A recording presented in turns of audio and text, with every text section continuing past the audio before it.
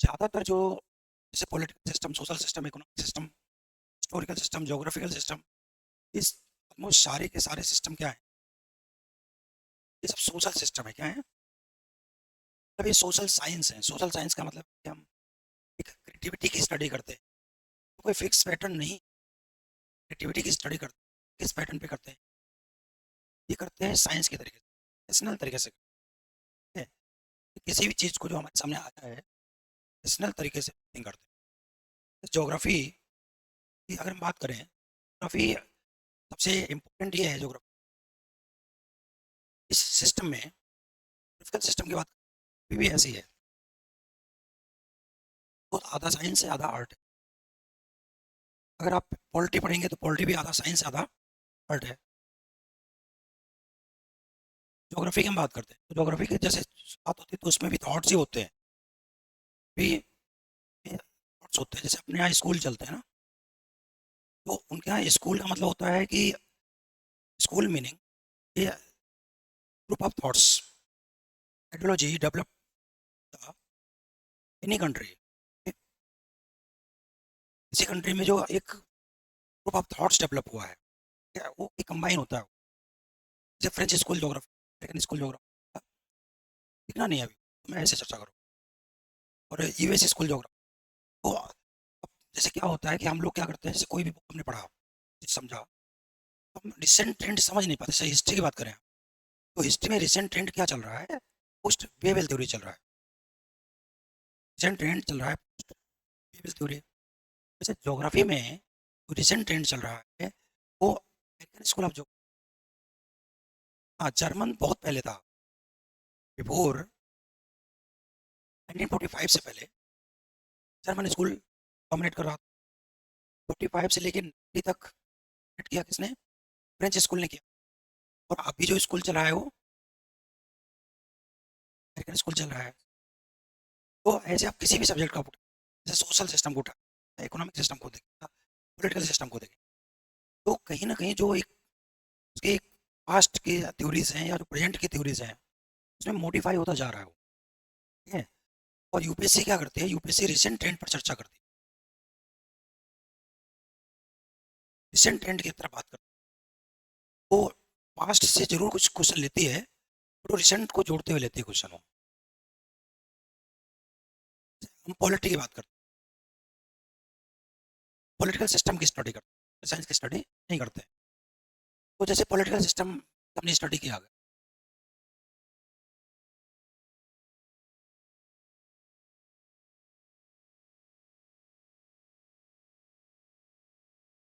तो यहाँ पर भी देखिए जैसे इकोनॉमिक सिस्टम हमने स्टडी किया, तो इकोनॉमिक एक वर्ड है और दूसरा वर्ड था सिस्टम था।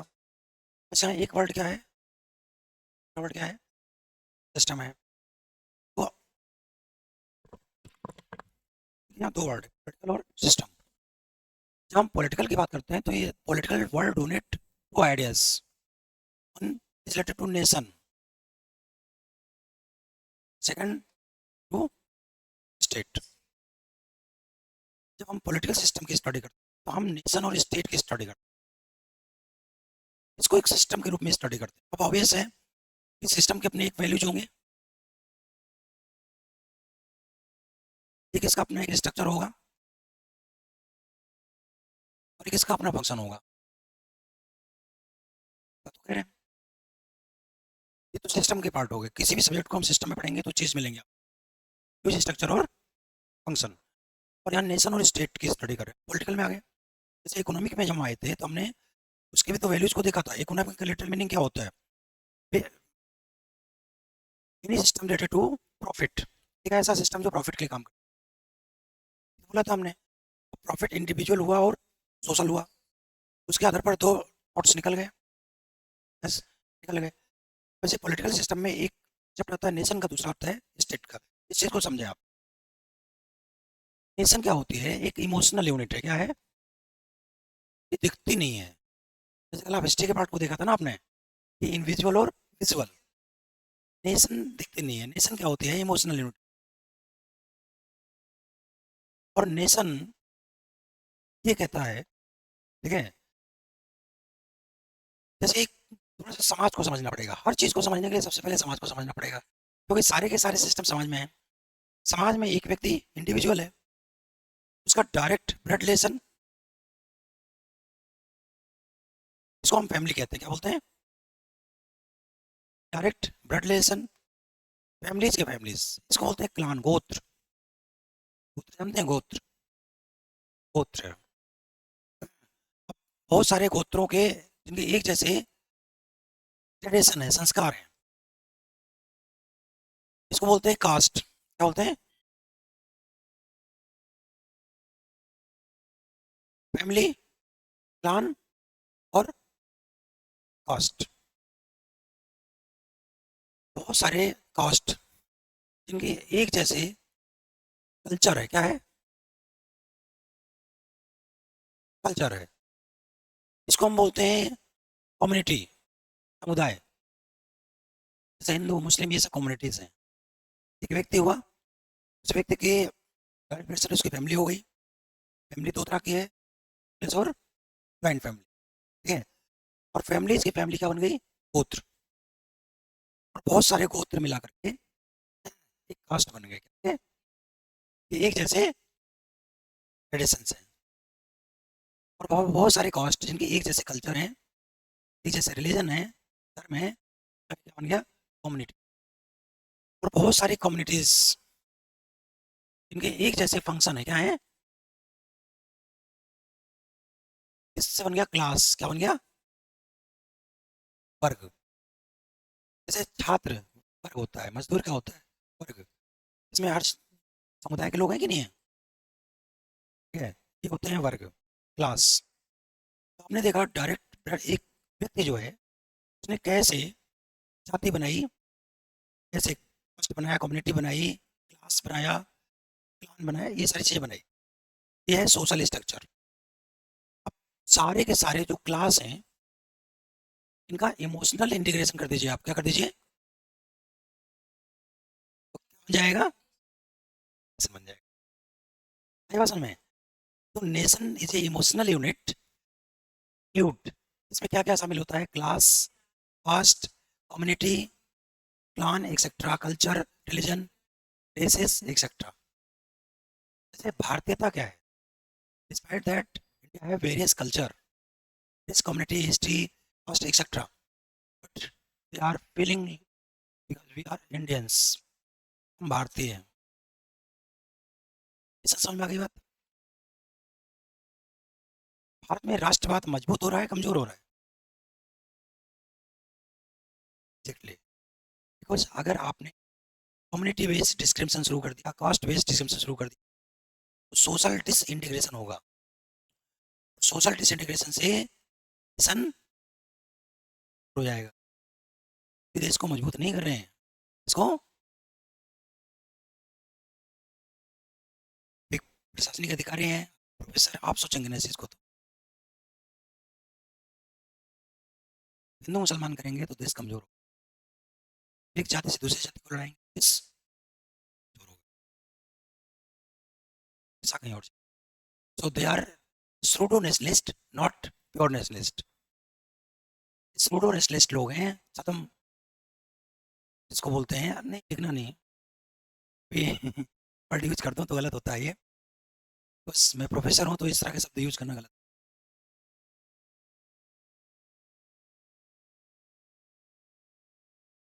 है। बिल्कुल, this is actually right, because this is the nation of Gandhi. If you prevail the name of Godse, Savarkar, it should be injustice for the nation. इन लोगों ने देश के लिए कुर्बानी दे दी, बलि दे करके आप ऐसे लोगों को देश के अगेंस्ट काम किया। 1942 में आपने खुद ही भारत छोड़ो आंदोलन का विरोध किया है। आपने कभी भी राष्ट्रवाद का समर्थन नहीं किया, संविधान का समर्थन नहीं। हो पुकार Kurukh power, this is your history. इतिहास कोई बदल सकता है क्या? इतिहास से माफी मांग करके वर्तमान में अच्छा करेंगे, तब आप इतिहास आपको माफ करेगा। चाहे 2 साल सत्ता में रहे, 4 साल रहे, इतिहास एक ही होना है। कोई देशद्रोही कहते हैं, इनके खुद के ऊपर राष्ट्रद्रोह का ठप्पा लगे। बिल्कुल ये होगा। झूठ बहुत लंबे समय तक नहीं टिकता है। नेशन समझ में आ गया आपको? स्टेट क्या होता है कि एक फिजिकल यूनिट है, क्या है ये? फिजिकल यूनिट है। स्टेट क्या है? Unit. This is emotional unit, this is, India is a nation है, इंडिया इज ए स्टेट। ये मैं यूपी बिहार ऐसे स्टेट की बात नहीं कर रहा, वो अलग चीज़ है। जहाँ पर कैपिटल एस लिखा जाता है वो किसी देश की बात करता है। जहाँ स्मॉल एस होता है किसी फेडरल सिस्टम में किसी राज्य की बात करता है, की बात करता है। मैं आगे चर्चा करूंगा। यहाँ क्या लिखा है? कैपिटल एस लिखा हो, किसी देश की बात हो रही। तो भारतीयता एक नेशन है और भारत एक राज्य है। राज्य व्यवस्था के दो भाग हैं, नेशन और स्टेट।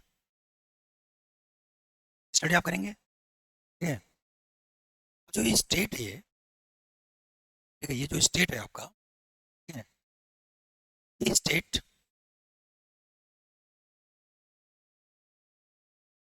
किससे बन रहा है? एरिया, जहाँ होगा वहाँ एरिया होगा। एरिया की कोई राज्य, क्षेत्रफल, राज्य होगा वहाँ क्षेत्रफल एग्जिस्ट करेगा वो। दूसरा है एरिया के बाद पॉपुलेशन, जनसंख्या, लोग होंगे। तीसरी है सरकार। तीन चीजें स्टेट में हो, क्या? गवर्नमेंट को हम और डिटेल कर देते हैं, बाकी चीजें तो जब हम गवर्नमेंट की बात करते हैं, गवर्नमेंट एक इंस्टीट्यूट है, क्या है? संस्था है, क्या है? जो लॉ और अथॉरिटी से सपोर्टेड है। किससे सपोर्टेड है? इससे सपोर्टेड है ये, लॉ और अथॉरिटी से सपोर्टेड है। तो अगर किसी संस्था को लॉ और अथॉरिटी सपोर्ट कर दे तो क्या बन जाएगा वो? सरकार बन जाएगा। तो हम समझ लेते हैं लॉ और अथॉरिटी क्या होती है। मैं बता रहा हूँ इसको। लॉ क्या होता है? लॉ हमारे ट्रेडिशन और बिलीफ, इसका एक पार्ट होता है। क्या होता है? पार्ट होता है जिसे लेजिस्लेचर बनाती है, विधायिका बनाती है। बनाती कौन है? लेजिस्लेचर बनाती है। यहाँ ट्रेडिशन का मतलब होता है, मैं लॉ की बात जब करता हूँ, लॉ का भी तो धीरे धीरे विकास हुआ है। ट्रेडिशन का मतलब हमारे नेचुरल लॉज क्या होते हैं? प्रकृति ने भी तो कुछ नियम बनाए हैं। उस नियमों से आप दूर जा सकते हैं क्या? बियॉन्ड जा सकते हैं क्या? उससे आप बधे हुए नहीं बधे हुए हैं? जैसे प्राकृतिक स्वतंत्रता, समानता। तो नेचुरल लॉ किसका पार्ट होता है? Tradition, nature. नेचर ने जो रूल्स और रेगुलेशन बनाए हैं उसका पार्ट होता है। नेचर के रूल्स और रेगुलेशन का पार्ट होता है ट्रेडिशन। और बिलीफ हमारा क्या होता है? हमारी रेशनलिटी होती है, लॉजिक्स होते हैं, साइंस क्या होते हैं? रेशनलिटी। तो it means that present law, आज वर्तमान में लॉ है हमारे पास, वो नेचुरल और साइंटिफिक है। यहाँ ट्रेडिशन का मतलब होता है नेचुरल लॉ, बिलीफ का मतलब होता है रेशनलिटी। समस्या तो नहीं? तो गवर्नमेंट एक ऐसी संस्था है जो लॉ और अथॉरिटी से सपोर्टेड है। लॉ का मतलब होता है it is a part of tradition and belief, एक भाई लेजिस्लेचर, जो लेजिस्लेचर ने बनाया है, जो विधायिका ने बनाया है, विधि बनाने वाली संस्था ने जो बनाया है। लेकिन ये है क्या? नेचुरल और साइंटिफिक। तो आज जितने भी वर्तमान में लॉज हैं नेचुरल और साइंटिफिक हैं, और नहीं भी है तो उसको मोडिफाई किया जा रहा है। क्या?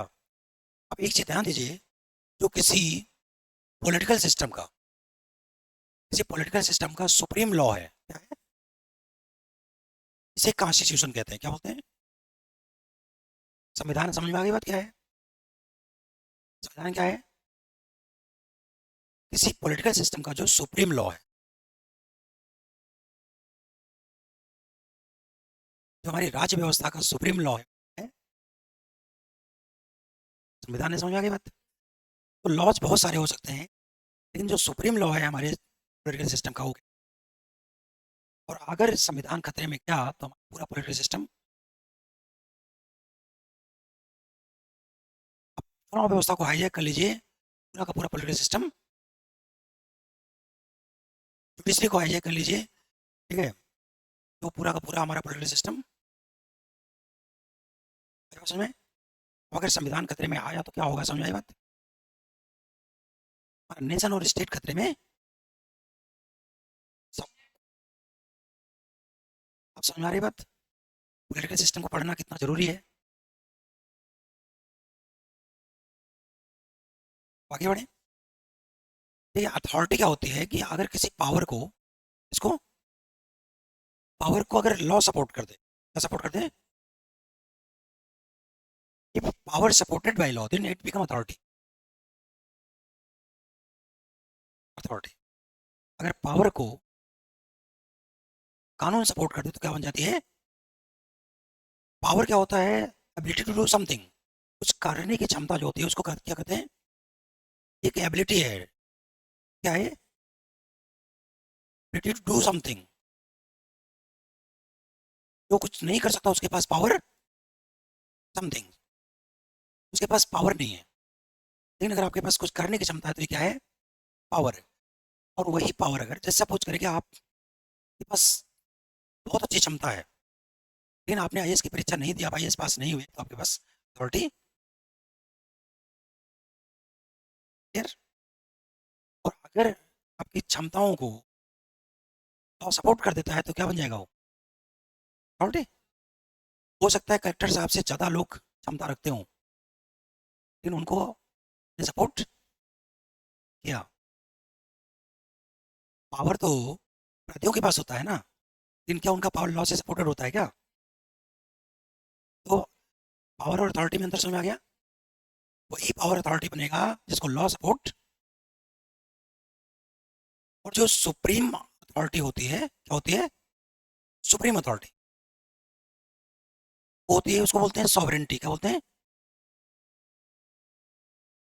सॉवरेंटी, संप्रभुता, ठीक है। तो जो सुप्रीम अथॉरिटी है वो क्या है? सॉवरेंटी। सुप्रीम लॉ क्या है? कॉन्स्टिट्यूशन। सुप्रीम लॉ क्या है और सुप्रीम अथॉरिटी क्या है? सॉवरेंटी है। फिर अब एक चीज ध्यान दीजिए, अगर कोई पॉलिटिकल सिस्टम, कोई भी पॉलिटिकल सिस्टम, किसी पॉलिटिकल सिस्टम की सॉवरेंटी किसी दूसरे देश के पास है, 1947 से पहले इंडियन सॉवरेंटी किसके पास थी? इंडिया की सॉवरेंटी ब्रिटेन के पास थी। तो ऐसे ऐसे पॉलिटिकल सिस्टम को क्या बोलते हैं? इंपीरियल, गुलाम। गुलाम, हम लोग गुलाम थे 47 से पहले, क्यों? कोई सॉवरेंटी कहाँ थी? ब्रिटेन के पास थी।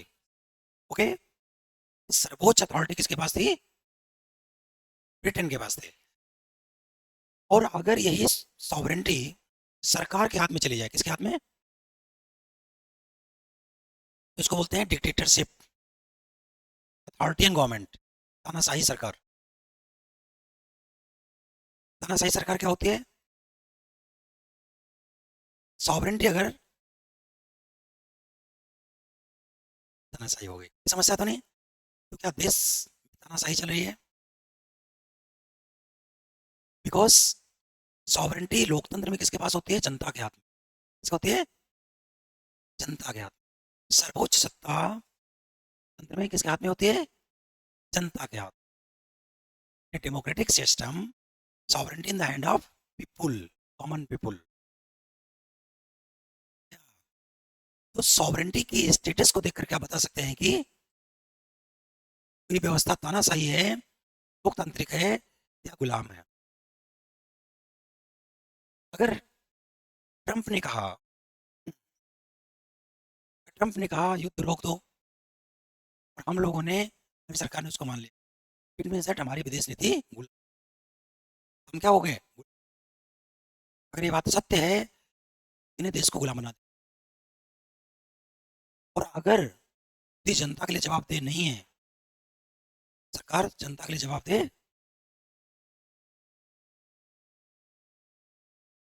जवाबदेह नहीं है, मना करती है, जबरदस्ती करती है, that certain government is running, तानाशाही सरकार चल रही है, चाहे किसी स्टेट की हो चाहे सेंटर की हो, किसी की बात कर। और अगर सॉवरेंटी रियल में जनता के हाथ में तो तानाशाही लोकतांत्रिक है वो। ठीक है? तो supreme authority sovereignty, on the position of sovereignty is decide that either a state should be imperial, autocratic or democratic. समझिए, कुछ रटना है क्या? ये कोई कंफ्यूजन तो नहीं? पढ़ने में मजा आएगा कि हम क्या पढ़ रहे हैं, क्योंकि ये प्रेजेंट से लिंक हो रहा है। अगर आपको यही नहीं पता कि डेमोक्रेसी क्या होती है, डेमोक्रेसी पर निबंध लिखना शुरू करते हैं तो क्या लिखेंगे आप? कुछ भी लिख देंगे आप। बट क्लियरिटी हो गई ना कि भाई या तो सॉवरेंटी जनता के हाथ में है या तो नहीं है, या तो कुछ है या कुछ नहीं है, पार्शियल है, कंप्लीट है, ठीक है, इनकम्प्लीट है, जो भी है, एक डिग्री तो आप डिसाइड करेंगे ना अपने पूरे निबंध में या अपने पूरे आंसर में। आगे बढ़े, अभी तो दिस इज बिगिनिंग नाउ। कहा था ना हमारे हर सब्जेक्ट पढ़ाने का तरीका बहुत, सबसे पहले आप एक लाइन दिमाग में और आउटलाइन आने के बाद, अभी मैं हिस्ट्री शुरू कर रहा हूँ, बच्चा आ जाए और देखिए बहुत आसान विषय है, ज्योग्राफी हिस्ट्री पॉलिटिक्स इतने आसान है और मजा खूब आएगा आपको। इसलिए आएगा because they are running in the current event now, current event में आ रही हैं चीजें। आगे बढ़े, अभी तो हमने नेशन और स्टेट की बात की, गवर्नमेंट गवर्नमेंट समझ में आ गई। गवर्नमेंट एक इंस्टीट्यूट है जो सपोर्टेड किससे है, लॉ और अथॉरिटीज है। और लॉ क्या होता है, हमारी बिलीफ और ट्रेडिशन का भाग होता है। और ट्रेडिशन को जनरली आज हम किससे कहते हैं, tradition means natural law, belief means scientific law. तो आज हमारा जो संविधान है वो नेचुरल और साइंटिफिक लॉ से बना हुआ है। हम उसी चीज को सपोर्ट करेंगे जो नेचुरल और साइंटिफिक है। This is the part of constitution, otherwise हम नहीं रखेंगे उस चीज को।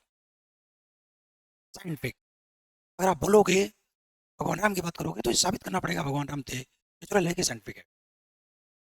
ठीक है, अगर आप अल्लाह की बात करोगे तो भी वही बात होगी सामने। It may be the subject of the faith, हमारे आस्था का विषय हो सकता है, पर संविधान चलाने का विषय, क्योंकि संविधान नेचुरल और साइंटिफिक लॉ से ही बना हुआ है। समझ रहे हो? आगे बढ़े, तो हम आ जाते हैं सिस्टम पर, इसकी स्टडी कर रहे हैं। सिस्टम के तीन पार्ट हैं, हमने जैसे आपको बताया। एक तो वैल्यूज हो गई सिस्टम के, वैल्यूज हम जब डिसाइड करेंगे तो एक तो हमारे सिस्टम का ऑब्जेक्ट क्या है, क्या, और उसके पे सिद्धांतों की बात होगी। तो जिस पर हमारा सिस्टम बना हुआ है, जिन आदर्श आइडियल प्रिंसिपल होंगे, आदर्श सिद्धांत होंगे, तो जिस जो आइडियल प्रिंसिपल होते हैं किसी पॉलिटिकल सिस्टम के, उसको बोलते हैं कॉन्स्टिट्यूशनलिज्म, संविधानवाद। कॉन्स्टिट्यूशनलिज्म, संविधानवाद। संविधानवाद क्या है, ideal principle of the political system, संविधानवाद। संविधान तो सुप्रीम लॉ है, सिस्टम का सुप्रीम लॉ क्या है, कॉन्स्टिट्यूशन है। और जो आइडियल प्रिंसिपल है किसी पॉलिटिकल सिस्टम का, उसको कहते हैं सोशलिज्म, संविधानवाद। तो दुनिया में कोई भी सिस्टम बनेगा तो कुछ प्रिंसिपल तो होंगे उसके, आइडियल प्रिंसिपल होंगे। तो हमने खुद डेवलप किया है या तो कहीं से लिया है। तो ऑब्जेक्ट और कॉन्स्टिट्यूशनलिज्म दो चीजें आती हैं। इसलिए जो हमारे पॉलिटिकल सिस्टम है उसकी वैल्यू जो है प्रियम्बल में दिखती है। कहाँ दिखती है, प्रियम्बल में दिखती है। कहाँ दिखती है, प्रियम्बल की हम अगर स्टडी करें तो हमें इसकी वैल्यूज दिख जाएगी। जब हम प्रियम्बल की स्टडी करते हैं, डीप स्टडी करते हैं, जब बनाया गया संविधान, इसमें बनाया गया, तो हमारे संविधान में दो ऑब्जेक्ट रखे गए। एक तो ऑब्जेक्ट रखा गया कि हम लोग we the people, we the people, हम भारत के लोग हैं, तो जस्टिस मिलेगा। क्या मिलेगा, जस्टिस। और दूसरा, हम अपने देश को एक नेशन और स्टेट बनाना चाहते हैं। क्या बनाना चाहते हैं, यार हमारे संविधान का, हमारे पॉलिटिकल सिस्टम का ऑब्जेक्ट बहुत क्लियर है, वो कहाँ पर है? प्रेम्बल में। और हमारे सिस्टम का ऑब्जेक्ट क्या है? जस्टिस टू पीपुल, लोगों को, भारत को क्या बनाना है? नेशन और स्टेट। आगे बढ़े, हम थोड़ा न्याय की बात कर लेते हैं। न्याय क्या होती है? एक प्रोसेस होता है। क्या होता है? जहाँ राइट्स को प्रिवेल किया जाता है। क्या किया जाता है? प्रिवेल किया जाता है, अधिकारों की सर्वोच्चता स्थापित की जाती है। अगर अधिकारों की सर्वोच्चता स्थापित करने की जो प्रक्रिया है वो न्याय है। क्या है? स्थापित करने की प्रक्रिया है वो न्याय है। जैसे आपके अधिकार हैं और उसकी सर्वोच्चता स्थापित कर दी जाए सिस्टम में, तो आपको न्याय। हमारे अधिकारों की सर्वोच्चता स्थापित हो जाए तो हमें न्याय। तो अधिकारों की सर्वोच्चता स्थापित करने की प्रक्रिया, इसमें से तो नहीं। अब जो राइट्स है, राइट्स, इसमें एक तो लिबर्टी आती है, आपकी स्वतंत्रता आती है, और एक समानता आती है। लिबर्टी और इक्वलिटी आती है। प्रकृति ने आपको समान पैदा किया, प्रकृति ने आपको स्वतंत्र पैदा किया। मैंने बताया ना, नेचुरल लॉ हो गया नहीं हो गया? प्राकृतिक स्वतंत्रता समानता आपकी क्या है? नेचुरल लॉ है। और संविधान का पार्ट होगा नहीं होगा नेचुरल लॉ? दोनों होंगे। तो एक चीज ध्यान दीजिए, भारत में जस्टिस की एक ब्रॉड कॉन्सेप्ट लिया गया। क्या लिया गया है? जस्टिस का एक ब्रॉडर कॉन्सेप्ट लिया गया है। ठीक है? और इस ब्रॉडर कॉन्सेप्ट में जस्टिस के दो चीजें शामिल हैं। एक तो इसका स्कोप, क्या शामिल है? और एक इसका नेचर, क्या शामिल है? दोनों पर ध्यान दिया गया। इसका जो क्षेत्र है ब्रॉडर हो, और इसका जो स्कोप नेचर है वो भी हर चीज को कवर कर ले। ब्रॉडर का मतलब क्या है यहाँ पर? कि एक तो इसका जो नेचर है, इसका जो स्कोप है, दोनों ही ब्रॉडर हो, फैला हुआ हो, कोई चीज छूट ना जाए। ठीक है? जो अन्याय को जन्म दे। तो ध्यान दीजिए, जब हम स्कोप की बात करते हैं तो ये कहते हैं कि सोशल, पॉलिटिकल और इकोनॉमिक, तीनों ही सिस्टम में आपको न्याय मिले। तीनों ही सिस्टम में आपको न्याय। ये नहीं कि हम केवल पॉलिटिकल की बात कर लें, सोशल और इकोनॉमिक खत्म कर दें। तीनों ही सिस्टम में न्याय मिलेगा, स्कोप कहता है। समझा तो नहीं? तीन ही तो ब्रॉडर सिस्टम है, पॉलिटिकल, सोशल और इकोनॉमिक। तो तीनों ही सिस्टम में न्याय मिलेगा। प्रस्तावना में लिखा गया है, सीधा पीपुल हमें न्याय कहाँ मिल रहा है? सोशल, पॉलिटिकल और इकोनॉमिक सिस्टम में मिल रहा है। अगली बात कहते हैं कि जो हमारा नेचर होगा, एक तो हम क्या करेंगे? राइट्स को प्रोटेक्ट करेंगे। क्या करेंगे? जो प्रकृति ने आपको अधिकार दिया है उसको क्या करेंगे? नेचुरल राइट्स, उसको प्रोटेक्ट किया जाएगा, उसको संरक्षित किया जाएगा। किसी ने नुकसान पहुंचाया, उसको दंड, punishment is also the part of justice. Actually justice दो तरह की होती है, नेगेटिव और पॉजिटिव। आपके अधिकारों को नुकसान पहुंचता है तो आपको पॉजिटिव जस्टिस मिलती है, जिसने नुकसान पहुंचाया उसको, उसको पनिशमेंट कहते हैं।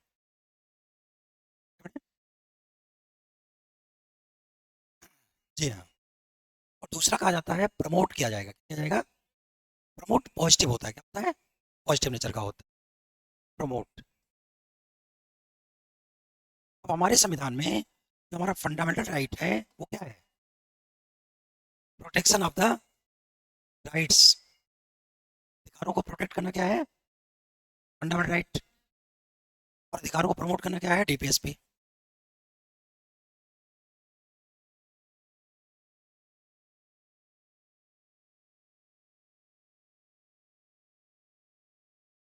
एक उदाहरण दे रहा हूँ, आपको प्रकृति ने जीवन दिया है, जीवन लेने का अधिकार किसी को नहीं है। ठीक है? और इसको राज्य प्रोटेक्ट करेगा। आपके जीवन नुकसान पहुंचता है, इसकी ड्यूटी है कि ये राज्य के खिलाफ भी हो सकता है और किसी व्यक्ति के खिलाफ भी हो सकता है, तो तुरंत संविधान आपको प्रोटेक्शन देगा। लेकिन आपको शिक्षा चाहिए, स्वास्थ्य चाहिए, मकान चाहिए, आवास चाहिए, ये प्रमोशन है। क्या है इसका? बच्चों को, कर्मचारी, मजदूरों को, महिलाओं को, वीकर सेक्शन को ज़्यादा सहायता की जरूरत है। ये क्या है? एसपी है। इस संविधान में न्याय की एक ब्रॉड कॉन्सेप्ट लिया गया है, न केवल इसका स्कोप ब्रॉड है बल्कि इसके नेचर भी। समझता तो नहीं? समझ में आ गई बात? और एक इस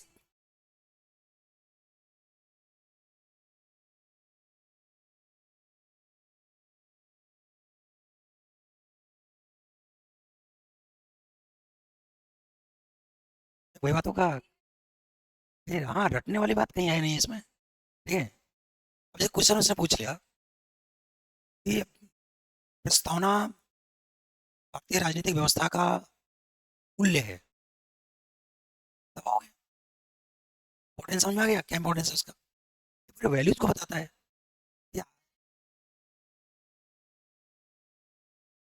बिल्कुल बिल्कुल। हाँ हाँ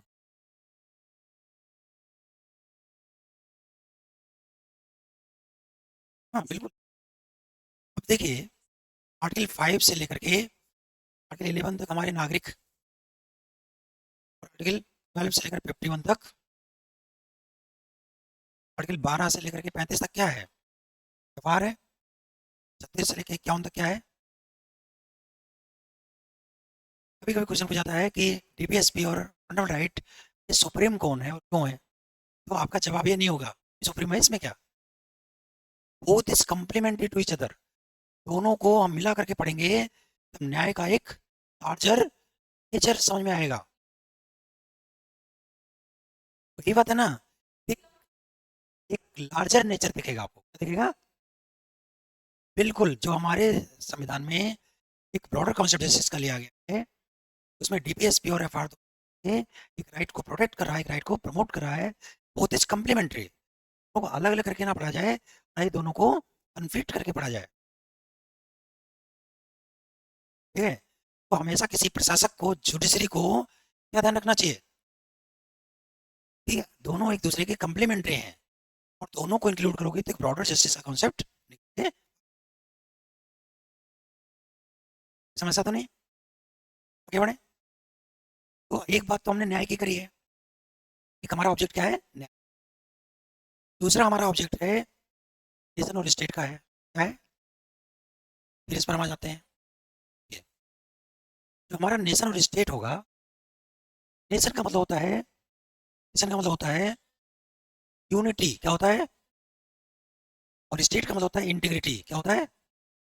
सारे एरियाज को, सारे पॉपुलेशन को इंटीग्रेट कर दो, क्या बन जाएगा? स्टेट। तो हमारे प्रेम्बल में दो शब्द यूज किए गए हैं, यूनिटी और इंटीग्रिटी। वो बेसिकली किसको डोनेट कर रहे हैं? नेशन और। तो इमोशनल यूनिटी होती है और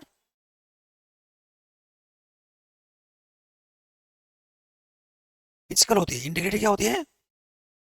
फिजिकल होती है। ठीक होती है।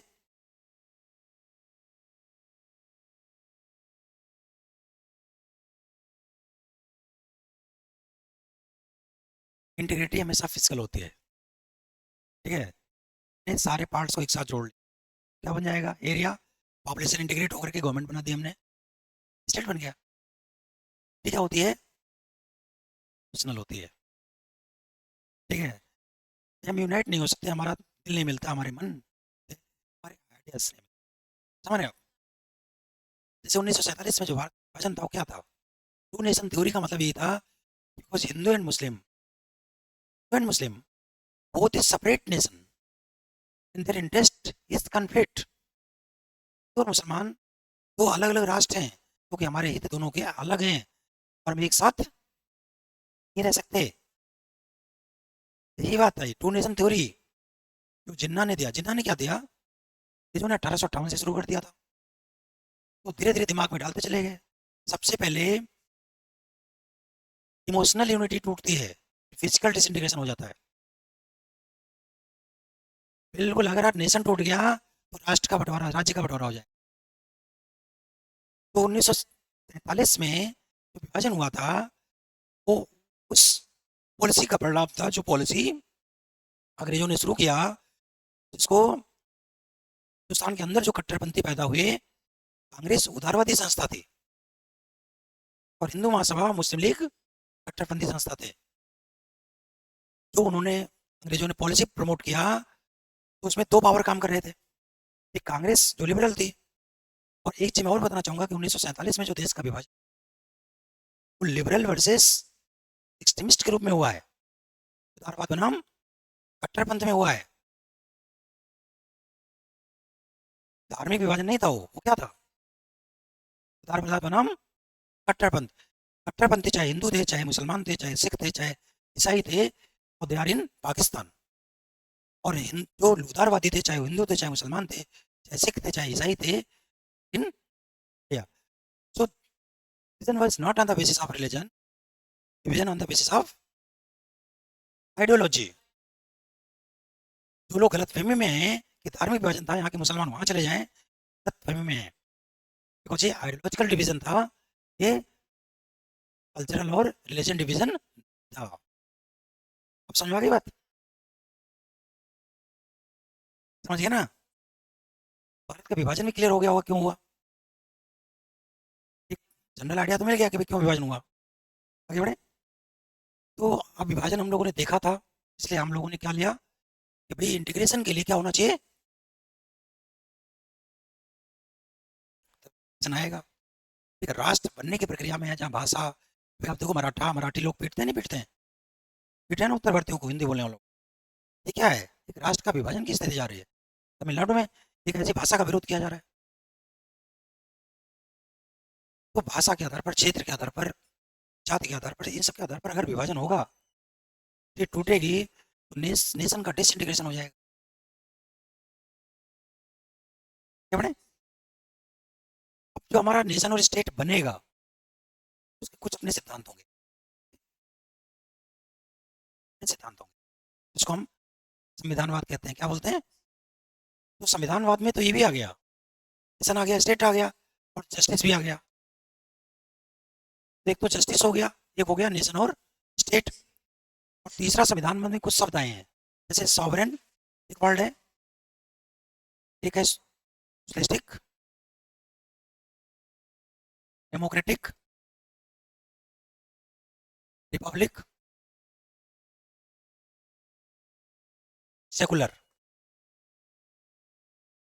ये जो वर्ड हैं, ये ऐसा हमारा स्टेट और नेशन होगा। ऐसा होगा, सॉवरेन होगा, सोशलिस्टिक होगा। दोनों वर्ड 42nd अमेंडमेंट से लाए गए थे, सेकुलर और सोशलिस्टिक। ओरिजिनल संविधान में तीन वर्ड थे, सॉवरेन, डेमोक्रेटिक और रिपब्लिक। ठीक है। सॉवरेन तब होता है कि जो हमारी फाइनल अथॉरिटी है जी, फाइनल अथॉरिटी वो हमारे देश के पास होगी। किसके पास होगी? नेशन और स्टेट के पास होगी।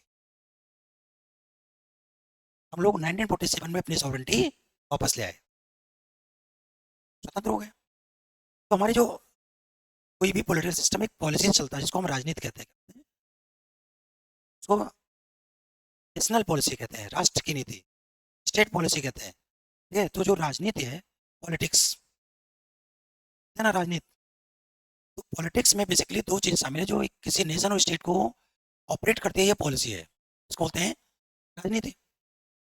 जैसे इकोनॉमिक सिस्टम को रन करने वाला इकोनॉमिक पॉलिसी हो गया, जैसे पॉलिटिकल सिस्टम को रन करने वाला पॉलिटिकल पॉलिसी हो गया।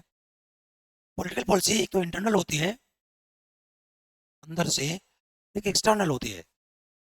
देश के अंदर हम कौन सी नीति रखेंगे और देश के बाहर के देशों से कौन सी नीति रखेंगे, दिस इज फॉरेन पॉलिसी। तो किसी नेशन की एक्सटर्नल पॉलिसी क्या है? फॉरेन पॉलिसी है, देश नीति है। तो देश के अंदर की नीति और विदेश की नीति जो है वो हमारा नेशन और स्टेट बनाएगा, उस पर किसी का कोई प्रभाव, हम लोग क्या होंगे? सॉवरेन। अगर मोदी ने ट्रम्प के दबाव में आकर के युद्ध रोक दिया तो इस पर खतरा हुआ, सॉवरेंटी पर हुआ ना।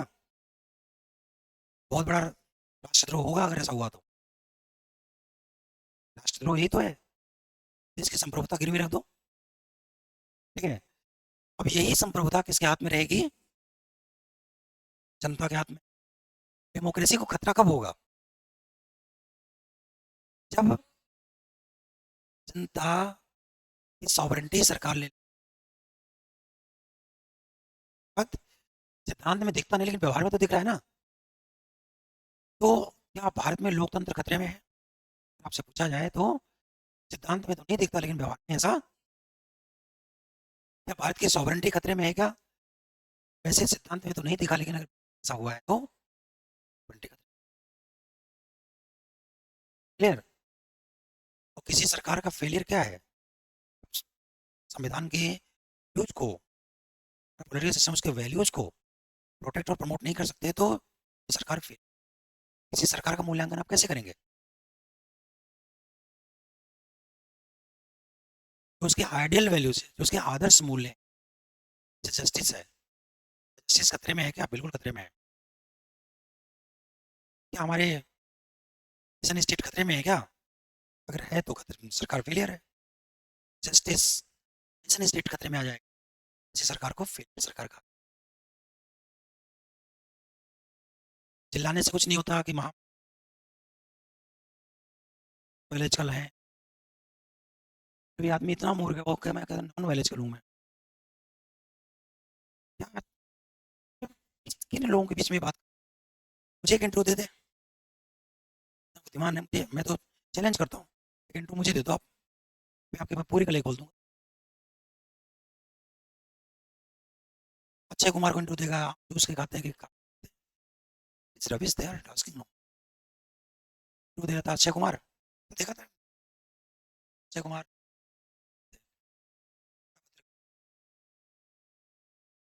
सर आप मुझे बताइए, जेब में पर्स रखते हैं कि किस पैसा रखते हैं? जो उसके खाते हैं कि काट के? दिस इज द क्वेश्चन कि राष्ट्र, देश और के सामने, राज्य के सामने इसका कोई रिलेवेंस है क्या?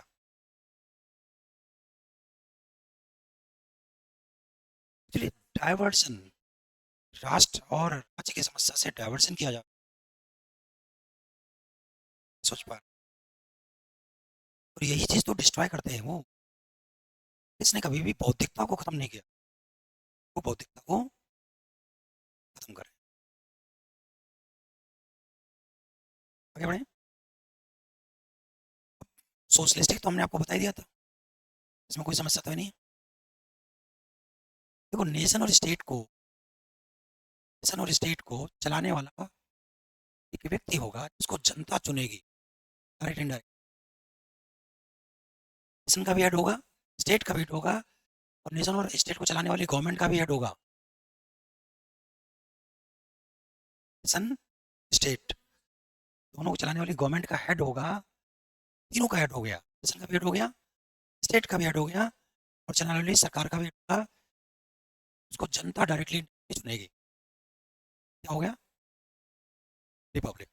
तो president is the symbol of, और देश में कोई राजा महाराजा के जे जनगत राज नहीं करेंगे कि जनता में से ही कोई आदमी चुना जाए। रिपब्लिक, समस्या तो नहीं। तो अब असल में हम बात करें, असल में नेशन क्या है, क्या स्टेट क्या है, समझ में आ गया। पॉलिटिकल हो गया। सिस्टम, जब हम आए सिस्टम की बात, सिस्टम में सिस्टम का आइडियल वैल्यूज क्या है, स्ट्रक्चर की बात करें, फंक्शन की बात, इस पर बात कर लें। स्ट्रक्चर और फंक्शन की बात करते हैं, वैल्यूज तो हमने बता दिया आपको, और बहुत सारे क्वेश्चन क्लियर हो गए होंगे।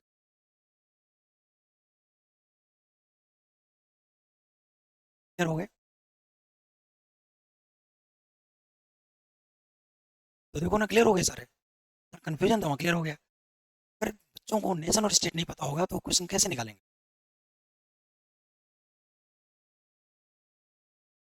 हटने की कहीं कोई जरूरत, जैसे अगर डीपीएसपी और एफआर की बात आ जाएगी, तुरंत आपके दिमाग में आएगा कि एक तो प्रोटेक्शन है, एक प्रमोशन है।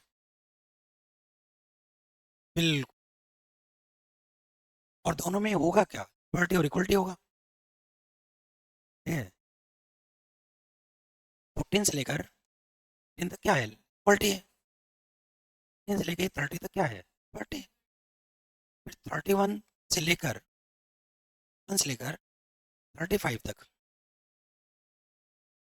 31, 33, 34, 32 हटा दो और 13 भी हटा दो। 12 में तो स्टेट, इस क्या होगा, डेफिनेशन है। 13 और 32 ये क्या है, ये प्रोटेक्शन है। क्या है, राज्य के खिलाफ, इस पॉलिटिकल सिस्टम के खिलाफ हमारे स्टेट प्रोटेक्ट किया जाए इसको, क्योंकि व्यक्ति पहले आया, व्यक्ति राज्य पहले, ठीक है। तो अगर सरकार, राज्य भी हमारे अधिकारों को दिया है तो उसके खिलाफ भी हमें प्रोटेक्शन 13 और 32 में क्या हुआ है। लेकिन अगर परिस्थितियां बदल जाएं, नेशन और स्टेट खतरे में आ जाए, जैसे अगर इंडिविजुअल इंटरेस्ट और नेशनल इंटरेस्ट में कन्फ्लिक्ट हो जाए, इसके बावजूद भी 13 और 32 का वायलेशन नहीं हो रहा है, तो आपके अधिकारों को राज्य कम कर सकता है। तो 13 और 32 जहाँ इसको प्रोटेक्ट कर रहा है, से 31, 33, 34 अधिकारों को कंडीशनल कम कर सकता है। कंडीशनल, सामान्य स्थितियों में तो 13 और 32 बिल्कुल प्रोटेक्टेड है, लेकिन अगर कंडीशनल, नेशन और स्टेट खतरे में आ जाए तो कंडीशनल अधिकारों को कुछ समय के लिए सस्पेंड किया जा सकता है। कुछ अधिकार तो बिल्कुल सस्पेंड नहीं हो, जैसे 21, 20 और 20 कभी खत्म नहीं होते, चाहे कुछ भी हो जाए।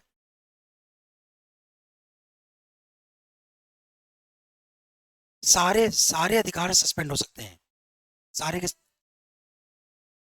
नहीं नहीं, अगर 20 और 21 का वायलेशन होता है तब तो आर्टिकल 13 और 32 अभी भी खत्म नहीं होगा। दोनों अधिकार एब्सोल्यूट हैं, संविधान से भी ऊपर है, सिस्टम से भी ऊपर है। एक तो न्याय का अधिकार और एक जीवन जीने का अधिकार। इसका 20 क्या है, न्याय, और 21 क्या है, दोनों ही प्राकृतिक अधिकार ऐसे हैं जिसको किसी भी कंडीशन में सस्पेंड कर सकते हैं, ना खत्म कर सकते हैं। लेकिन बाकी जो अधिकार आपके हैं, जो 12 से लेकर के 30 तक मिले हुए हैं, उसको सस्पेंड कम किया जा सकता है। और वो किसमें कम किया जाएगा, 31, 33 और 30 से। और इसको कम करने या प्रोटेक्ट करने से संबंधित लॉज कौन बनाएगा, 35 में संसद बनाएगी। अब ये एक जैसे पढ़ाने का तरीका मैंने बताया आपको, ये सबको समझ में आ गया। 12 में क्या कहता है, स्टेट, राज्य या राष्ट्र है क्या, इसकी बात करता है ये। अधिकार आपका अधिकारों का प्रोटेक्शन कौन करेगा, राज्य राष्ट्र करेगा, उसके खिलाफ भी होगा और वो करेगा भी। फिर 13 क्या कहता है कि अधिकारों को प्रोटेक्ट कैसे किया जाए, 32 क्या कहता है अधिकारों को प्रोटेक्ट कैसे किया जाए, ठीक है। और 14 से लेकर 18 तक क्या है, इक्वलिटी है, समानता है। और 19 से लेकर 30 तक क्या है, स्वतंत्रता है। तो जो हमारी प्राकृतिक स्वतंत्रता समानता है, ठीक है, उसको प्रोटेक्ट 13 और 32 कर रहा है। वो है क्या क्या, प्रोटेक्ट कर रहा है। और अगर जरूरत पड़े तो कंडीशनल 31, 33 और 34, तो संशोधन, संसद को पावर है अधिकारों को प्रोटेक्ट कैसे करे और संशोधन कैसे करे, कभी सस्पेंड करना हो कैसे करे। समस्या तो नहीं, ये तो हमने एक पार्ट बताया इसका, ठीक है। अब हम बात कर लेते हैं स्ट्रक्चर की, और बच्चा नहीं आ रहा है तो मैं ये क्लास कंटिन्यू कर देता हूँ। देखिए, जब हम स्ट्रक्चर की बात करते हैं, ध्यान से समझना बेटा, पूरा संविधान समझ आ जाएगा। संविधान में कुछ नहीं है, 10 दिन के अंदर संविधान आप, और आज ही बहुत सारी चीजें आपकी क्लियर, डाउट्स तो क्लियर हो गए होंगे, ठीक है? जब हम स्ट्रक्चर की बात करते हैं, पूरी दुनिया में दो तरह के स्ट्रक्चर है, जितने भी डेमोक्रेटिक सिस्टम है, जो डेमोक्रेटिक सिस्टम है, दो तरह के स्ट्रक्चर है पूरी दुनिया। एक तो यूनिटरी सिस्टम है, क्या है, ठीक है, फेडरल सिस्टम। ध्यान दीजिए, जहां पर एक सेंटर, सेंटर क्या है, सेंटर और इसकी लोकल यूनिट्स क्या होते हैं, यूनिट्स। जहां पर सेंटर लोकल यूनिट को बनाता है क्रिएट करता है प्रशासन और शासन के लिए। सेंटर के पास क्या है? सेंटर के पास फाइनल पावर है। क्या है? सेंटर के पास क्या है? फाइनल पावर है। ठीक है। जनता ने जनता ने पावर किसको दिया? सेंटर को। सेंटर के पास फाइनल पावर है। क्या है? और सेंटर ने अपनी सुविधा के लिए लोकल यूनिट्स बना दिए। लोकल यूनिट्स बना दिए। इसमें ऐसा तो नहीं? सेंटर ने लोकल यूनिट्स बना दिए। हाँ, जैसे केंद्र सरकार अगर चाहे, सेंटर चाहे, इन्हें राज्य बना सकती है। बना सकती है, नहीं बना सकती है? सुविधा के लिए तो बनाती है। छत्तीसगढ़ को बना दिया, झारखंड को बना दिया, उत्तराखंड को बना दिया, हरियाणा को बना दिया, बना ही रहे हैं। तो जहाँ पर सेंटर लोकल यूनिट्स को बनाता है, उसको पावर है बनाना। ठीक है। और जो लोकल यूनिट्स है ये चलेगा कैसे? पावर कौन देगा इसको? सेंटर देगा ना। तो सेंटर ने इसको पावर क्या किया है? इसके तीन पार्ट हैं, समझ लीजिए इसको आप। एक तो है डेलीगेशन, दूसरा है डिवैल्यूएशन, तीसरा है डिसेंट्रलाइजेशन। ये तीन शब्द है। डिवैल्यूएशन और डिसेंट्रलाइजेशन, ये तीन मैं समझा रहा हूँ इसको, तीनों क्या क्या है। देखो, अगर कंडीशनल पावर दिया गया है, किसको? शर्तों के साथ पावर दिया गया है, जब चाहेंगे तो हम वापस ले लेंगे और हम आपको सुपरवाइज करेंगे, हमारे डायरेक्शन पर आप काम, और जब हम चाहेंगे वो पावर वापस ले लेंगे। तो जब सेंटर पावर देता है लोकल यूनिट्स को शर्तों के साथ, कि कभी भी वापस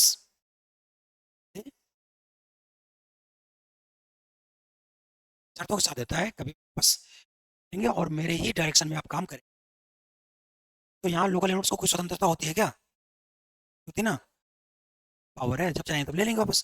तो इसको क्या बोलते हैं? समझ में आ गया? Conditional power transfer, take back and supervision, direction, transfer power, take back वापस ले सकते हैं और डायरेक्शन देंगे हम, सुपरवाइज करेंगे आपको, तब आप काम करेंगे। आप मेरे सबॉर्डिनेट हैं। ये सिस्टम का मतलब होता है कि मैंने आपको बनाया और आपको पावर दे दिया कि आप ये काम कर लीजिए, तो मैं बोलूँगा वही आप करेंगे। 24 घंटे आपके सिर पर मैं बैठा रहूँगा, तो आपकी स्वतंत्रता कम होगी नहीं होगी? जब चाहूँगा वापस ले लूँगा, ये डेलीगेशन होता है। दूसरा होता है डिसेंट्रलाइजेशन, इसको समझ लीजिए, फिर इसको हम समझाते हैं। डिसेंट्रलाइजेशन में क्या होता है? Without condition transfer of power, power को ट्रांसफर किया गया है किसी कंडीशन के, या आपको जो पावर दिया गया है उस पावर को यूज करने के लिए आप स्वतंत्र हैं, उसमें हम कोई इंटरफेयर, इन फाइनल पावर मेरा ही है, ये समझा? पावर मेरा है, बट हमने आपको ट्रांसफर कर दिया, तो हम उसको वापस लेंगे और ना ही उसको रोल करेंगे। उसको क्या बोलते हैं? हम वापस नहीं लेंगे इसको, और ना ही इसको हम कंट्रोल करेंगे, सुपरवाइज करेंगे और डायरेक्ट करेंगे। आप उस दायरे में स्वतंत्र हैं। डेलीगेशन डिसेंट्रलाइजेशन में अंतर समझ आ गया था ना में अंतर? तो हाँ, अब तीसरा होता है डिवैल्यूएशन। क्या होता है? इसको समझिए आप। जहाँ पर कुछ पावर तो कंडीशनल है, क्या है, और कुछ अनकंडीशनल है, तो कुछ तो डेलीगेशन है और कुछ डिसेंट्रलाइजेशन है, इसको क्या बोलते हैं? डिवैल्यूएशन। कुछ तो कंडीशनल है, कुछ अनकंडीशनल है, दोनों को मिला दिया ना हमने। तो ये आपका पूरा पावर है लोकल यूनिट का, ये तो कंडीशनल हो गया, ये अनकंडीशनल हो गया, ये तो डेलीगेशन हो गया और ये डिसेंट्रलाइजेशन हो गया। तो दोनों को मिला दिया आपने, तो क्या बन गया? डिवैल्यूएशन बन गया। समझ रहे हैं आप? अब मैं एक उदाहरण दे रहा हूँ आपको। जब किसी व्यवस्था में पावर का डेलीगेशन होता है, डेलीगेशन करके लोकल यूनिट बनती है, उसको बोलते हैं लोकल गवर्नमेंट। क्या बोलते हैं? स्थानीय सरकार, समझते हैं? और अगर डिसेंट्रलाइजेशन करके बनाया गया है, तो बोलते हैं लोकल सेल्फ गवर्नमेंट। समझ में आ गया नहीं आया? डिसेंट्रलाइज होता है, वो पावर डिसेंट्रलाइज होता है। और लोकल गवर्नमेंट में क्या होता है? पर समस्या तो नहीं समझने में? ठीक है, मैं ना, ये 3 डिग्री होते हैं। पहली शर्त कि इस सेंट्रल गवर्नमेंट ने यूनिट को क्रिएट किया, सेंटर ने यूनिट को क्रिएट किया है। और यूनिट कैसे काम करेगा? या तो डेलीगेशन से करेगा, या तो डिसेंट्रलाइजेशन से करेगा, या तो तीनों ही कंडीशन हो सकती है। सारी बात। तो जो यूनिटरी सिस्टम होता है, इसकी 2 शर्तें होती हैं। पहली शर्त होती है कि सेंटर ही लोकल यूनिट को बनाएगा। समझ में आया बात? दूसरी शर्त इसकी होती है, पावर या तो डिलीगेट होगा, या तो डिवैल्यूएट होगा, या डिसेंट्रलाइज होगा। तीनों ही हो सकता है। आगे बढ़े। ये यूनिटरी सिस्टम होता है, एकात्मक व्यवस्था। एंड और बस अंतर ये है, इंग्लैंड में डेलीगेशन है और फ्रांस में डिसेंट्रलाइज। फ्रांस, वहाँ यूनिटरी सिस्टम पाया जाता है।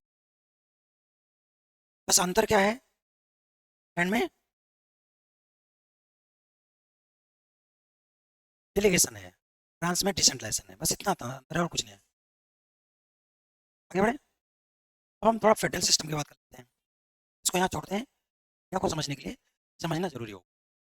फेडरल सिस्टम यूएसए में कहाँ है? यूएसए में। देखिए, कनाडा में भी है। यहाँ पर बहुत सारे यूनिट्स थे। क्या थे? जब अमेरिका स्वतंत्र हुआ तो बहुत सारे यूनिट्स थे। क्या थे? और एक यूनिट जो होते हैं उनके 2 तरह के राइट्स होते हैं। क्या होते हैं? जैसे हमारे राइट्स हैं वैसे उनके भी राइट्स हैं। आज जो है उनके राइट्स हैं। जैसे बिहार पहले आ जाए, उत्तर प्रदेश पहले, सेंटर बाद में आए। हमारे यहाँ सेंटर पहले आया है, ये बाद में आए। वो बनाया गया है। सेंटर पहले जहाँ आता है वहाँ यूनिट्स बनाए जाते हैं। अच्छा, यूनिट्स पहले होते हैं, बाद में वहाँ सेंटर बनता है। क्या हो गया? तो इनके राइट्स में 2 हो गया। एक तो राइट्स में हो गया कॉमन इंटरेस्ट। क्या हो गया? जो सभी राज्यों का एक जैसा है, सभी एक जैसा है। तो बहुत सारे देश मान लो, राज्य मान लो, जैसे बिहार एक देश होता, यूपी एक देश होता, ठीक है? तो उनका अपना एक हित होता, नहीं होता? बिहार का यूपी का एक कॉमन इंटरेस्ट हो गया, कर्नाटक कॉमन इंटरेस्ट हो गया, इनका पर्सनल इंटरेस्ट हो गया। तो कॉमन होता है और पर्सनल इंटरेस्ट होता है पर्सनल। तो ये जितने भी राज्य थे, जितने भी ये राज्य थे जो स्वतंत्र हुए, ये संख्या लगभग 35 के आसपास थी, 35 के आसपास थी जब अमेरिका स्वतंत्र हुआ। तो इन्होंने एक समझौता किया। क्या किया? एक कॉन्ट्रैक्ट किया। क्या किया? समझौता किया। इस समझौते के आधार पर इन्होंने क्या बना दिया? सेंटर बना दिया। क्या बना दिया? वहां पर सेंटर ने लोकल यूनिट बनाई थी, यहाँ पर लोकल यूनिट ने क्या किया? सेंटर बना दिया। किया क्या इन्होंने? समझौता किया। और समझौते की शर्त क्या थी?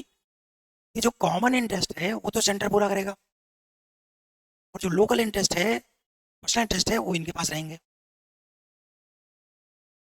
पर्सनल इंटरेस्ट तो इनके पास रहेगा, यूनिट के पास रहेगा। कॉमन इंटरेस्ट सेंटर पूरा करेगा। तो इस तरह इन्होंने पावर को डिवाइड कर दिया। क्या कर दिया? हाँ, वहाँ पर, वहाँ क्या था? डेलीगेशन था, डिसेंट्रलाइजेशन था, डिविलेशन था। लेकिन यहाँ क्या है? डिवीजन है। क्या है यहाँ पर? तो जहाँ कॉन्ट्रैक्ट हुआ है, पावर डिवीजन हुआ है, उसे फेडरल सिस्टम कहते हैं।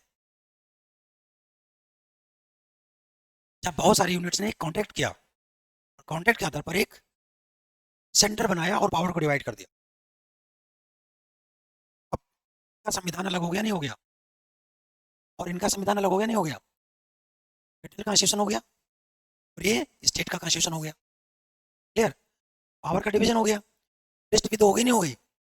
ये फेडरल लिस्ट हो गई, ये स्टेट की लिस्ट हो गई। समझ आ गई? संविधान अलग हो गया, दोनों की सरकारें अलग हो गई, दोनों के कानून अलग हो गए। समस्या तो नहीं?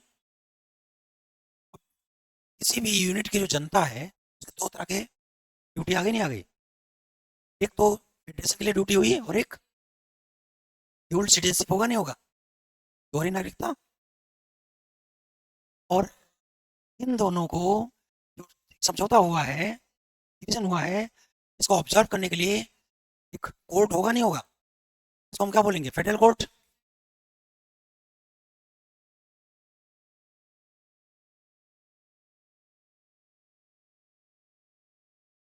बस अंतर का इतना है कि वहाँ सेंटर ने स्टेट को बनाया है, यूनिटी सिस्टम है, और यहाँ स्टेट्स ने सेंटर को बनाया है। कई सारे स्टेट ने मिलके क्या, यहाँ पावर का डिवीजन हुआ है, वहाँ पावर का डेलीगेशन डिवोल्यूशन यहाँ तीनों था। तीनों में से कुछ भी हो सकता है, डिग्री हो सकता है, कोई समस्या तो नहीं। तो फेडरल सिस्टम और यूनिटी सिस्टम में अंतर समझ में आ गया है?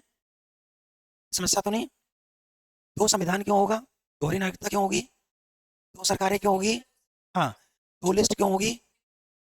फेडरल कॉन्स्टिट्यूशन होगा, नहीं रटना तो नहीं है कुछ, इसको रटते थे।